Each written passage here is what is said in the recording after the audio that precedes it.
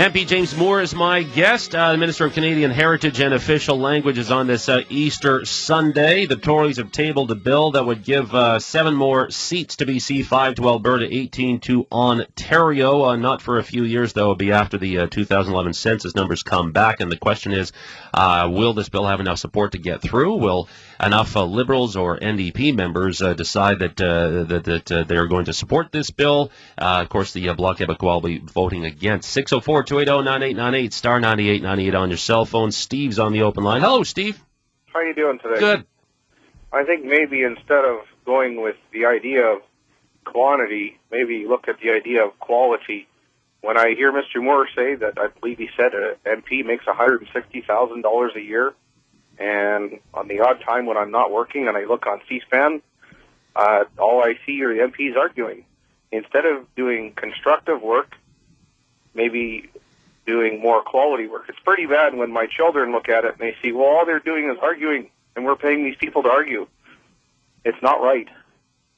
Well, I guess that's our adversarial system. But what's your comment on that, James Moore? Well, that's there's Ben Bradley of the Washington Post, right? If it bleeds, it leads. If it thinks, it stinks, right? So the hottest moments are the things that you see on television. I can tell you that's not how it is. Partisanship can be a very good thing. It can be a very healthy thing. You have people who join political parties because they agree very firmly in certain values. They join the NDP or the Greens, the Conservatives, Liberals. And there's a moment every day, it's 45 minutes long, where we sit in the House of Commons and we square off and we remind each other why we're different, what we disagree about. The opposition tries to hold the government accountable. The government tries to explain why they're doing what it is they're doing. And the public get to watch this 45 minutes. That's all it is. Out of 24 hours, 45 minutes where we sit down and we disagree and we point out what it is we disagree about most that day.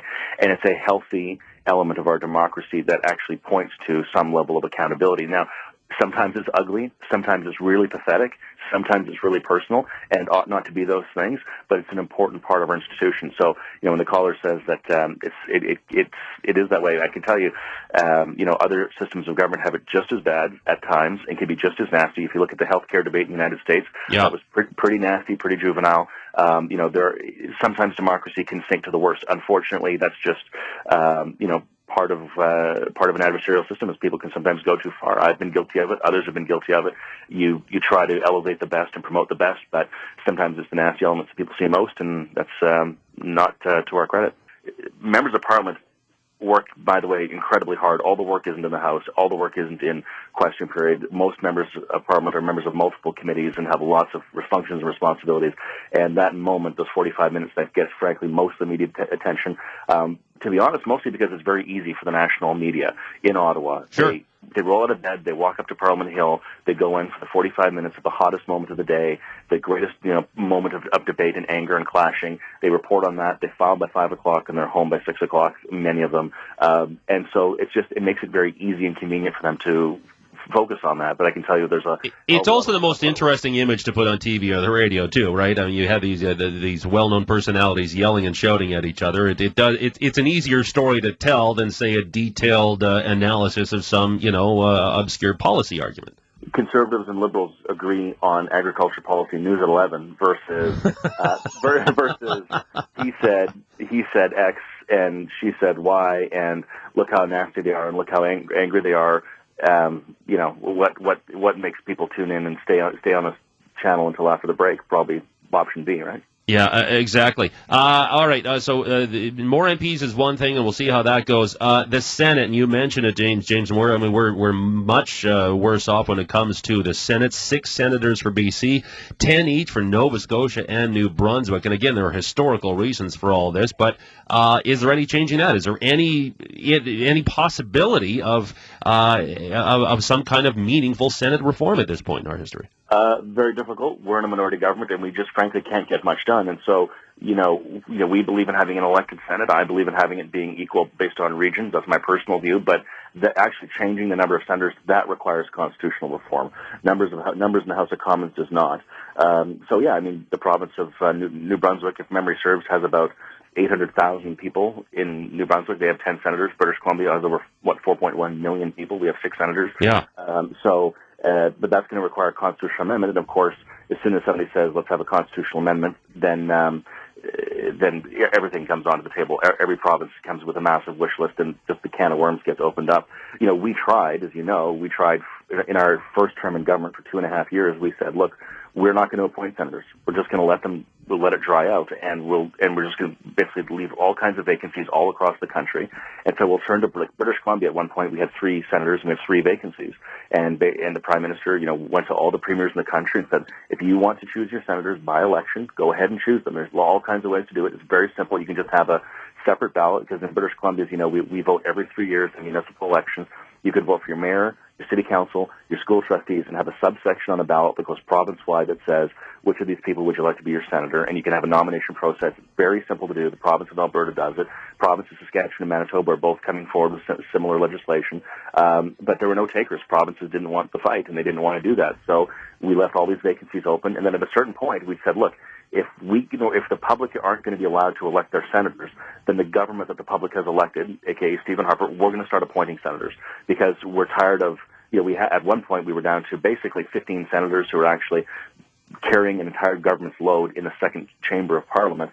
And it became untenable for them to actually get the work done, and we needed more bodies up there to actually do something proactive to pass government legislation, because whether you like the Senate or not, it's part of the process of how a bill becomes law. You have to have people there who are smart, effective, and know how the system works to get bills through that process. So we said, fine, if the provinces aren't interested in it, then we're just going to fill it up. And so we appointed, Senator Nancy Green-Rain in British Columbia, Senator Iona Martin, and Richard Neufeld from up in the north, who's an experienced cabinet minister. We just said, forget it, we'll just appoint them and get on with it.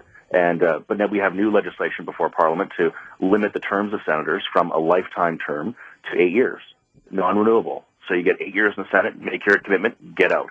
And then a vacancy comes open. So, you don't have, by the way, prime ministers, liberal or conservative, stacking the Senate with a bunch of 35-year-olds who can sit in the Senate for 40 years and just basically lock down a government's control or a political party's control of the Senate. So you have an 8-year term, and it's non-renewable, and you get more people coming and going through the Senate. And we think that's an effective reform, non-constitutional.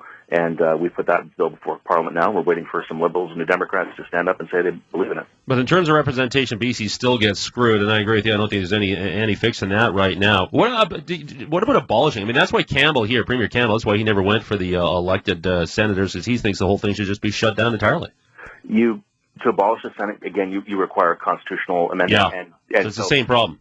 Yeah, well, it's the same problem. And I have respect for Premier Campbell, but it's not an uncommon position. There are other people, a lot of premiers have said, they say, well, we'll just abolish. Well, and I say this with respect, but the politics of this is that, the BC Liberal Party is a coalition of federal Liberals and federal Conservatives. And Gordon Campbell has a very challenging job, and I think he's done a very good job politically, just being a pure political analyst here, of keeping a very dynamic political party unified together. Generally speaking, federal Liberals do not believe in electing senators. Generally speaking, federal Conservatives believe in electing senators. So there are some in both camps who believe in abolishing. So the common denominator is to just say abolish. It's just a very easy thing to say, well, I believe in abolishing it. Well, if you put a solution on the table that has no traction, no ability of going forward, but everybody instinctively just sort of nods and says, yeah, that's a good idea, get rid of the Senate, it's safe political ground, but there's no policy chance that it'll ever happen. So it makes sense why some people would say that. But also think of this, if you had an abolished Senate, and you have more rep by pop in the House, as we've described, and you have over 80% of Canadians living in and around major urban centers, that's not exactly the kind of balance you want either, because what that would mean is the absolute majority of MPs in the House of Commons would live in Toronto and Montreal.